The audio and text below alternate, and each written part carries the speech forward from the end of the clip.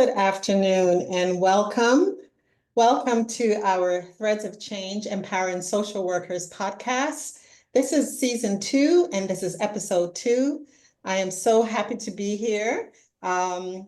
We are so happy that you have been able to take the time to just join us as we unravel the stories and strategies of making a positive difference in people's lives by social work across the communities, both here in Jamaica, the Caribbean, and across the world.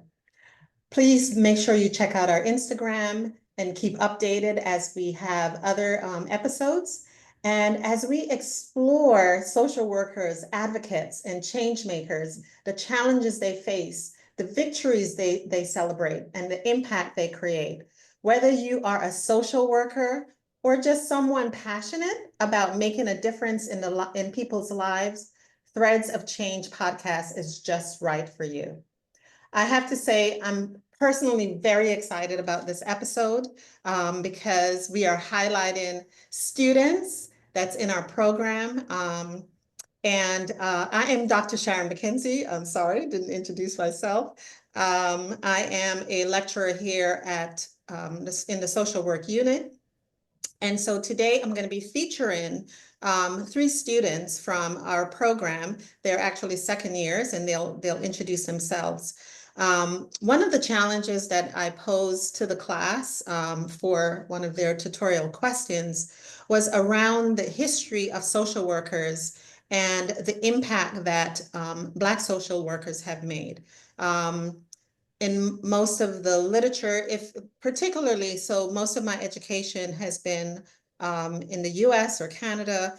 And oftentimes you hear about Jane Addams, you hear about some of the other movers and shakers, but you don't necessarily hear about the role of and the contribution that Black social workers have made in the historical perspective.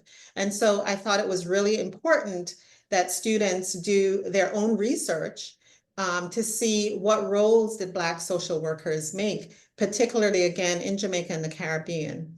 So with further ado, I want to introduce to you, and they can give a little bit of background of themselves, our second year students. And so I'm going to turn it over to them to introduce themselves. Okay, so good afternoon, everyone. My name is Fiona Bartlett. I am a second year social work student.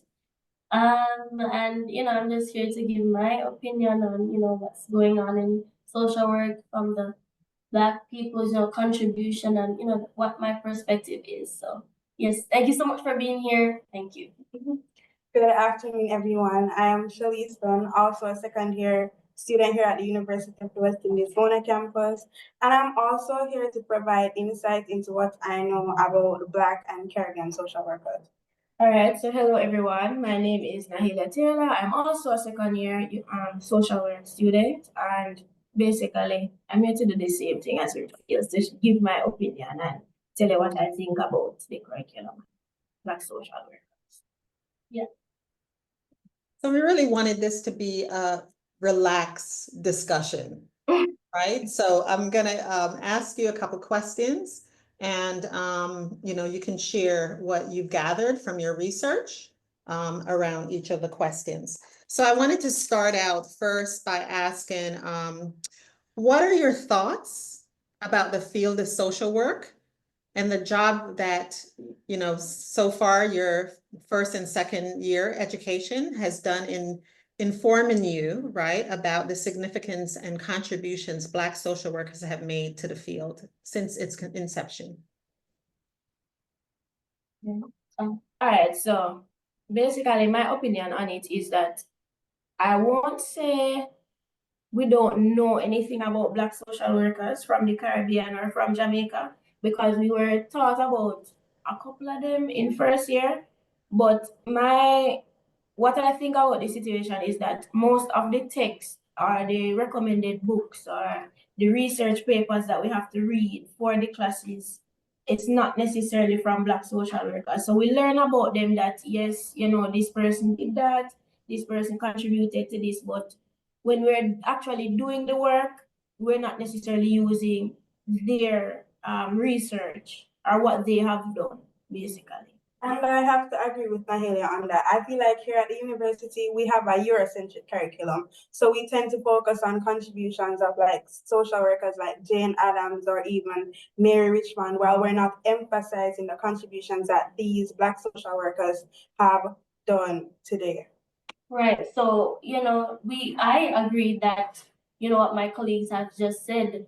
We've been taught, but it's surface knowledge. It's not enough, in my opinion.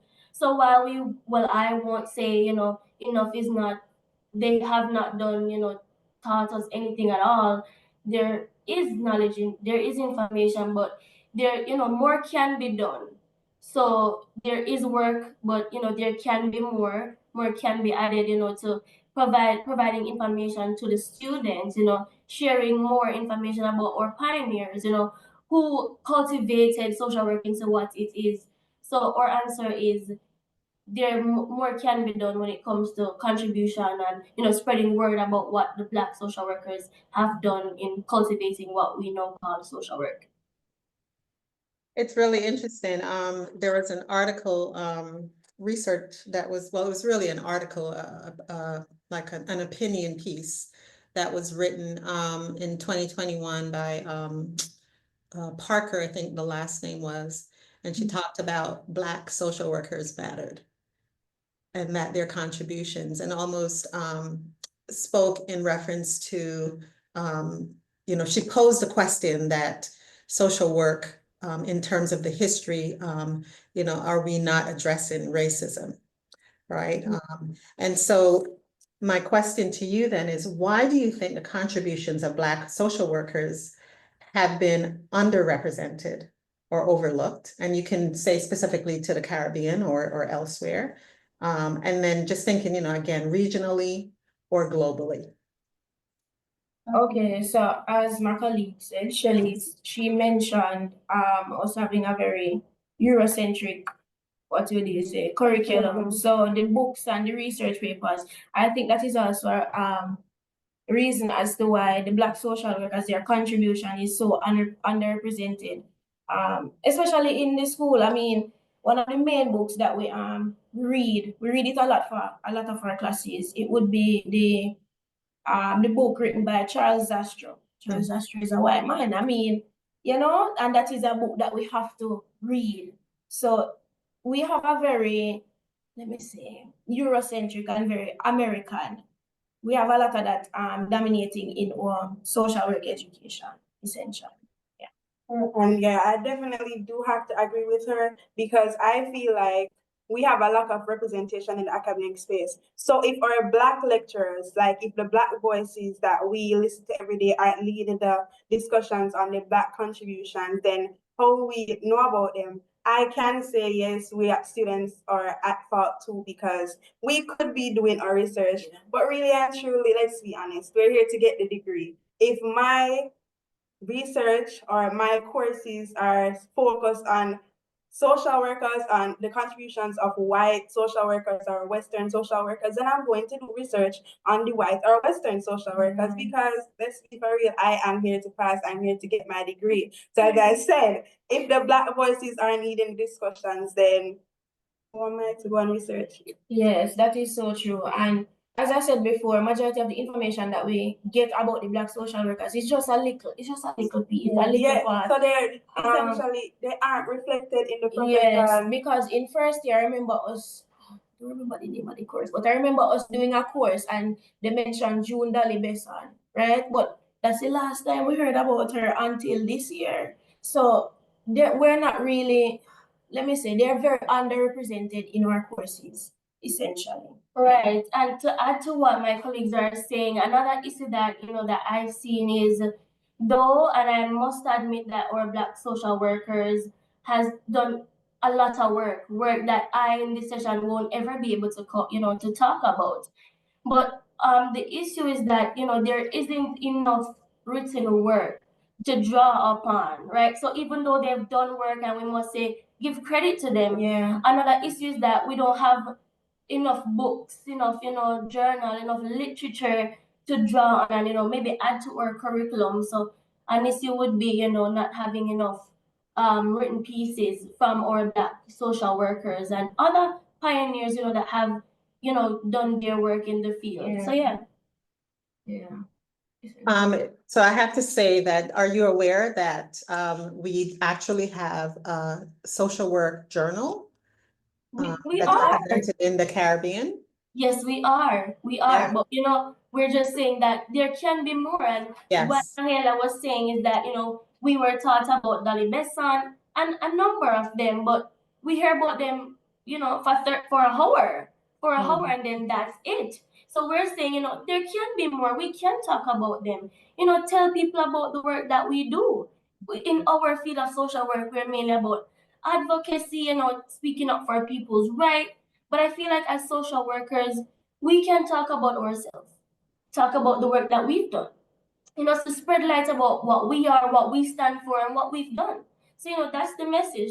Yeah. And it's not even just that we learn about them in class. Like, we learn about them in a one course for a 1 hour. What I'm trying to say is that we're obviously social work students. Majority of our courses have to do with social work. It can't be the case where we have a one class that we hear about June Dolly Besson. She did a lot in casework, I believe, with children in schools. We're doing casework as social work students. She is not mentioned in the classes that we have casework in. So, it's just to put them more into the courses, if that makes sense. Right. Yes. Yeah, so social work in the Caribbean particularly had very strong influence with colonialism. And so we are, even though we've come a long way, we're still moving, trying to get past that. And that in the Caribbean region, really, that you had early social workers, so some of the movers and shakers that you guys are going to mention today, were really trying to get us to move past that colonial power, right? And to really address issues so that it was more equitable, right? Instead of basically starting from that welfare system, that, it's now trying to be more equitable, be more culturally sensitive, right? And so, the history even for the US, right? So there are some movers and shakers, I always think of W.E.B. Du Bois and some of the work that he's done. And others who like blanking on the name now, but for the Hull House, right? We always hear that Adams is the one, right, that started the Hull House, when we know that a lot of the Black churches, right, were doing settlement houses, and that they were doing community outreach, right? You had others, which I know you're going to mention, that were doing clinical work in community, right? But again, like you said, that information is not upfront, right? In the history when we're being taught. All right, so my next question to you then is, I just answered the question for you. How did colonialism influence the early development of social work in the Caribbean, and the role did Black social workers play in challenging or adapting these challenges? So I know I kind of went into a little bit, but if you have any more information to add to that. So as you said before, colonialism introduced like social welfare systems rooted in charity and control rather than empowerment. So I feel like early social work structures, they were designed to maintain social order rather than systematic inequalities. So you have like contributors such as Una Morrison. She was focusing on advocating for women's rights and gender equality. Amy Bailey is also someone that advocated for women's rights as well. She started the Women's Liberal Club. Yeah, so that is another, Black social worker that was. Right. And if we're on that point of Black social workers, we can highlight, Sybil, who's done amazing work. She was a woman activist also. So yeah. Okay. So how have Black social workers in Jamaica and the Caribbean contributed to social justice movement, and particularly regarding race, poverty, gender inequity, and human rights? So obviously our Black social workers, they've worked within trade unions to push for, labor rights and stuff like that. As we mentioned Una Morrison, Amy Bailey, they all work for gender work for gender equality, you know, women's rights, that young girls should have self-reliance and, you know, all those stuff. You can Look mention. at Sybil, right? Sybil Yeah. again has done amazing work. She was a woman right activist. She was an educator. She was also in community development. And I would also like to talk about Peter Ann Baker. She's recognized for, you know, the author of our code of ethics, something that as social workers we live by that, you know. So we must talk about these, you know, women and men that has contributed so much to our discipline. Are there any organizations that you can think of where Black social workers, particularly in Jamaica or the Caribbean, that have started? June Dolly Besson, she's also a great example. She was one of the founders, right? She was on the committee for the social work certificate for the University of the West Indies. Right. Yeah. Agreed. And we can go back to Una Morrison, because Morrison was deeply involved in advocating for Jamaican women, particularly those from the working class and marginalized background. So she founded and edited the article. She created Jamaica's first magazine. It was aimed at discussing social issues such as gender inequality and economic independence for women.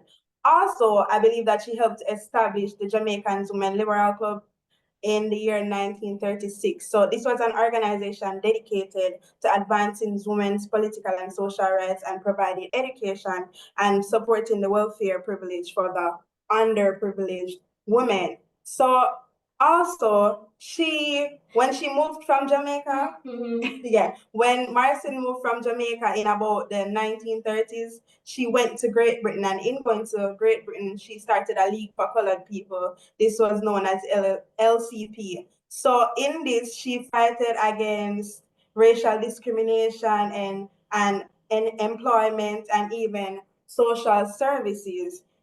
Morrison also struggled with depression.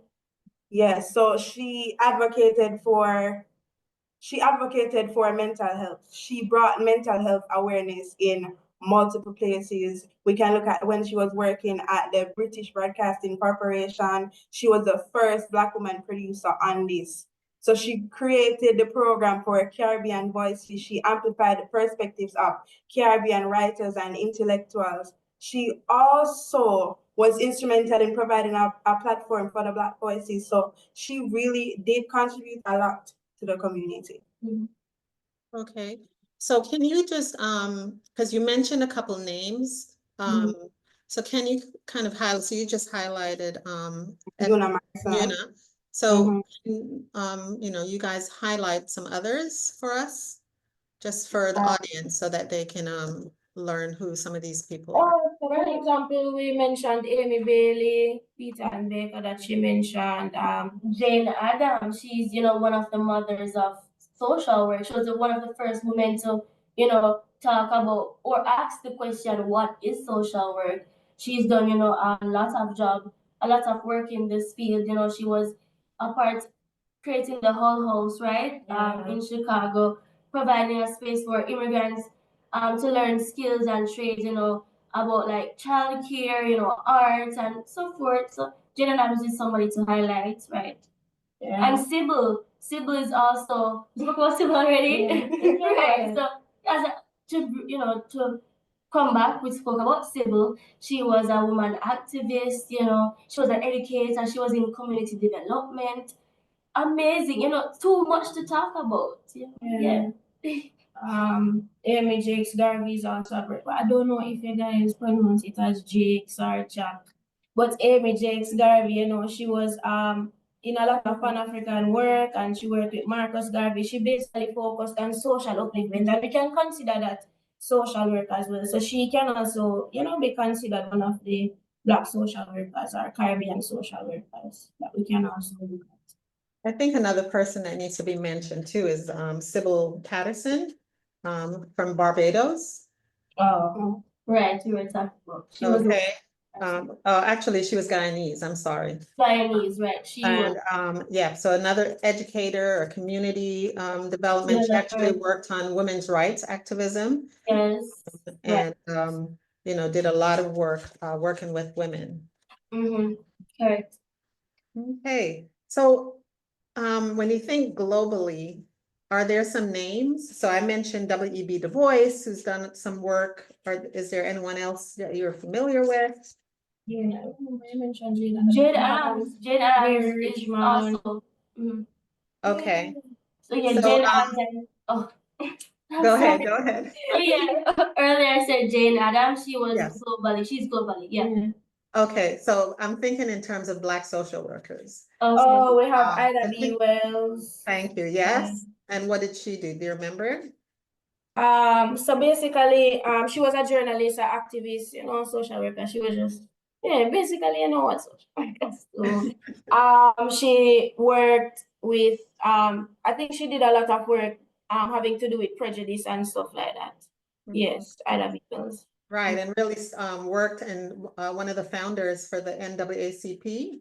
Yes, yes, yes. And so she did a lot of work in activism and really she was forced out of Memphis, Tennessee is where she originally started, and then to Chicago and did a lot of work, doing urban reform and so on. So Black social workers have been doing, like I said, they've been doing the work for a long time, even though they were not getting the recognition, right? So just a lot that we could do. And that's one of the reasons why I was very moved by the level of research that you guys did to learn more. So I'm going to move to the next question. What steps have Black social workers taken to ensure that social work education in the Caribbean is inclusive of the region's specific cultural and historical context?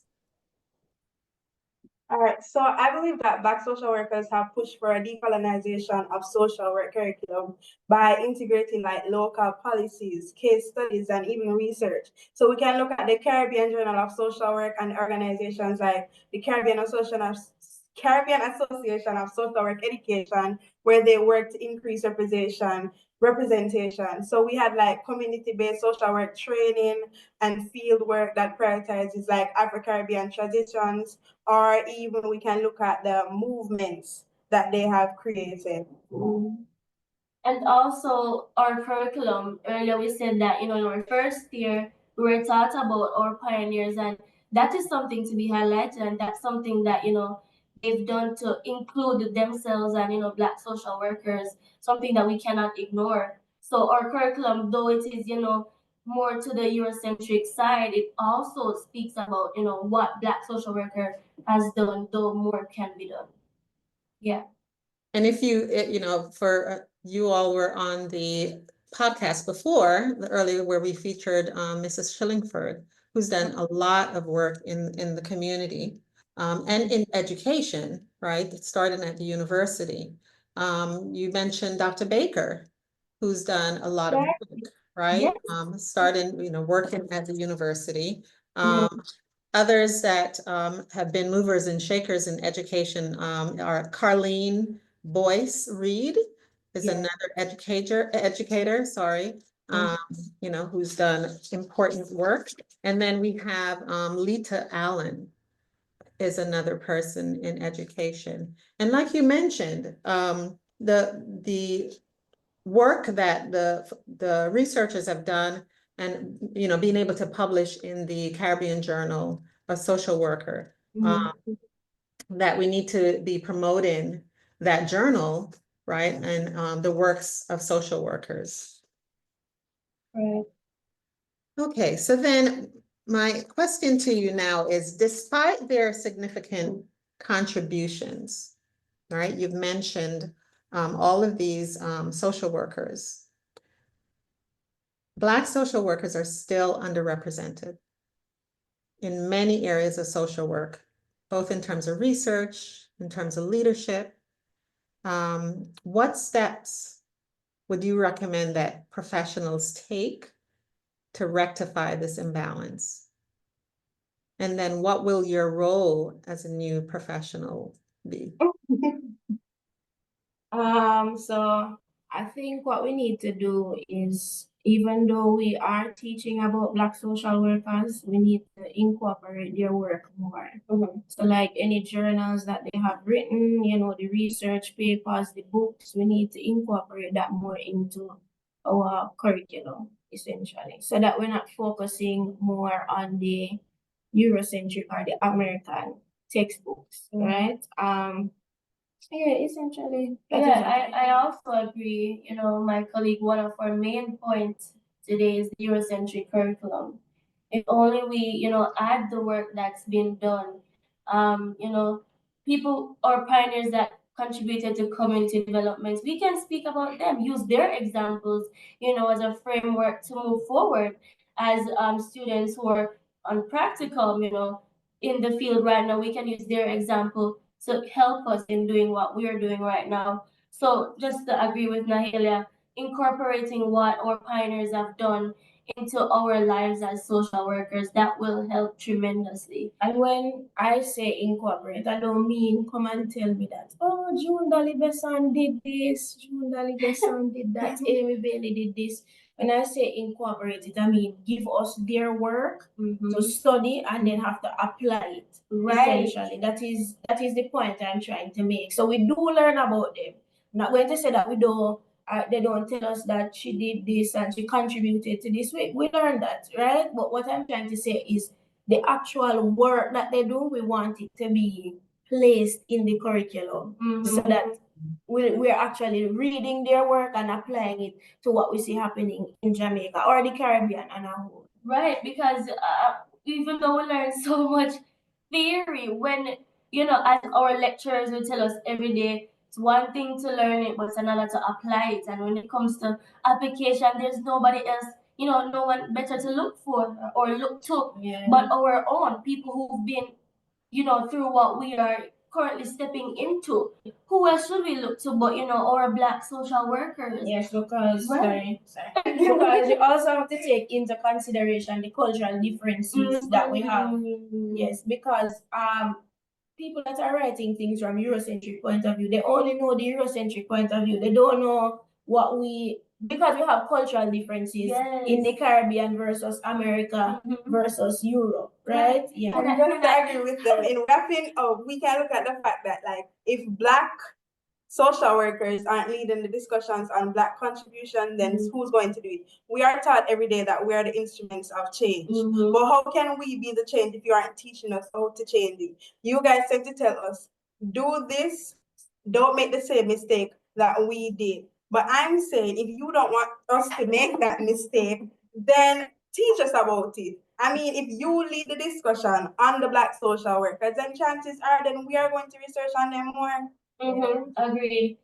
Can I just also say Nahelia spoke about the Eurocentric curriculum and the different dynamic, the different cultural differences. Right. So a theory that we use a lot can look on like the family dynamic, right? We look at if we're gonna look at it at the Eurocentric, the American, the European, you know, point of view when it comes to family, it would be, you know, a nuclear family. That would be their, you know, prime family or example that they would call upon. But in the Caribbean, if we're being serious, we are led, you know, our families are mainly led by a woman or a man alone, right? Single parent families. So if we're gonna talk about theories that, you know, talk about families, then we wouldn't be able to actually apply those theories that talk about nuclear family when we are dominated with single parent families. That's just an example that we can look at. Yeah.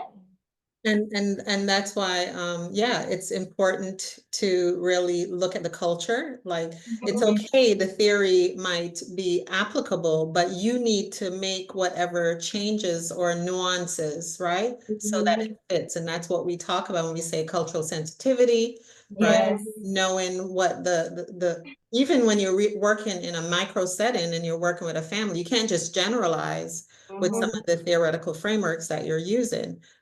You know, you need to look specifically at that particular family and whether or not, you know, this situation actually applies, right? So you could probably still work towards the outcome, right? But you're very sensitive to what's going on in the home, what's the dynamics that's going on in the home, and so on.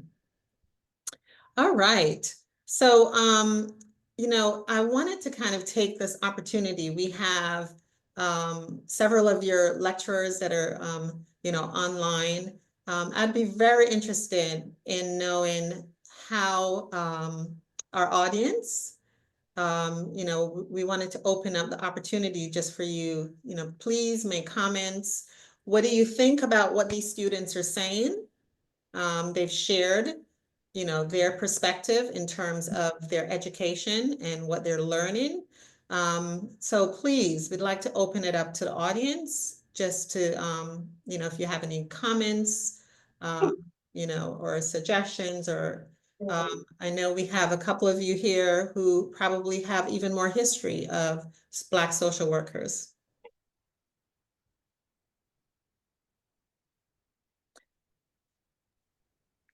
I want to congratulate them. I think they're doing a great job. Yes. Yes, I like the topic. And I want to tell you what they're saying here now is what we said when we were on that campus. But I think out of all of this came the reason why we have the Caribbean Journal of Social Work. We decided, well, not me in particular, I'm part of it because I have articles in there, but that's what we were talking about when we were students. The fact that we were being educated from the US and the United Kingdom and sometimes even Canada. And so it really pushed us into looking at what we do here. And I know even for me in social work and the Caribbean Journal, there's one particular journal introduced by Rex Nettleford that has all community. I use it every time I teach a class. I don't know which volume it is, but I use it. I give it to the students. We assess all the articles. They go into groups and talk about these articles because it is talking about them and what we do. So I think maybe we need to be searching more in terms of the topic areas that we are teaching and pulling those articles out so that they can at least get a feel that persons here are also doing the work. Yes. Yes. And coming up with conceptual understandings that relate only to us. I know Dr. Crawford Brown had something out where she talked about herself and Melrose Rattray. Dr. Rattray talked about the barrel children syndrome, a lot of things. Yeah, Right? Yeah, so it is out there. It is just for us to spend the time and pull it together. I have all of mine, and when I'm supervising my students, they have to read it. Not necessarily my own, but they have to read, those areas that apply to community development, and not only in Jamaica, but across the Caribbean, right? And the beauty about the Caribbean Journal is that it is Caribbean, it's us, and all of we are one from the region. Okay, so I think that we need to promote the journal some more because we really have not been able to put together the textbooks, as you are quite right to say it, right? But there are lots of readings. Horace Levy did quite a few on community that students in community must read. When you get to third year, you're going to be doing some of that, right? And yeah, and all you need to do is quote these journals. What I'm upset about though is that I'm not seeing them online. I'd love to see them online, even to purchase them online. And this is where I think probably there might be a little weakness, but they really need to be online now because my journals, I can't even get one. I have to be doing copies for students because when I teach it, they have to buy the journal. No, there's no more. So we need more editions out, publications. So I don't know if anybody can answer me on that, right? But really, congratulations, young ladies. I think you're doing very well. I But think you're all started the contribution. Yes. yeah, but I also want Thank to you, add, Mr. Crawford. add to the point that you made about the students. We know about it now. So the students that are on here now, they know about the Caribbean Journal. So we have to take responsibility into our own hands now to ensure that we go and we read and just research essentially because it is there. I mean, it may be hard to find and stuff like that, but Has to we be on your also reading list. Need to be on your reading list. yes. because it makes it easier to know what to go and research. Yeah. I agree. Thank you so much for, saying all of that. We appreciate you, so thank you for your feedback. Thank you too. Continue all the great work you're doing. Thank you. Hope I see you in the community future one day. social workers. So someone posed to request if you can again mention the names of the social workers that you've highlighted, if you could just mention those names again and their contributions, because they're learning from you, right? This information. So we can start with Una Marison, then they mentioned June Dolly Besson, they mentioned Sybil Agatha Patterson, they mentioned Amy Bailey, yes. Amy Jakes Garvey. And Peter and why am I forgetting her last name? Peter and Baker. Baker, yes. Baker. Peter and Baker. Right. And then I think in class I had talked to you about Edward Fraser. Yes, he's American, right? And he had to do with manhood and American men. Yeah. Right, in terms of the role of men, yeah, because that's the other thing. I mean, where are the men, right? Yeah. Where are the men? Somebody posted Sybil Francis. Okay, yeah. Okay, excellent, ladies. So so I'm putting it on you now. How are you, so you're a second year, how are you going to apply this knowledge that you're gaining? And as you're working in practicums and stuff, can you apply some of this information that you've gained about the social workers that you've identified? Like, how do you see this? How do you see yourself applying some of the things that you're learning? So as I said, it would be on us to do more research now. So we would actually have to go and research and see how we can apply whatever we're seeing in whatever practicum placement we have and apply the information. So as I said, June Dalibes and did casework and she applied it to the school environment. So we would have to now go and research the casework and whatever June Dalibes and did to see how we can apply, because most of us are in schools. How we can apply it to where we are, essentially. I agree. We can look at the fact that Marison highlighted mental health. So most of us are in schools, and I see where this is a big issue in the schools. So as my colleague said, it would be us to research more and see how we can implement or see how we can figure out how to put this into practice, essentially. Right. I agree. Okay, somebody else mentioned John Small. Can you elaborate on John Small? I think it's Miss Lati.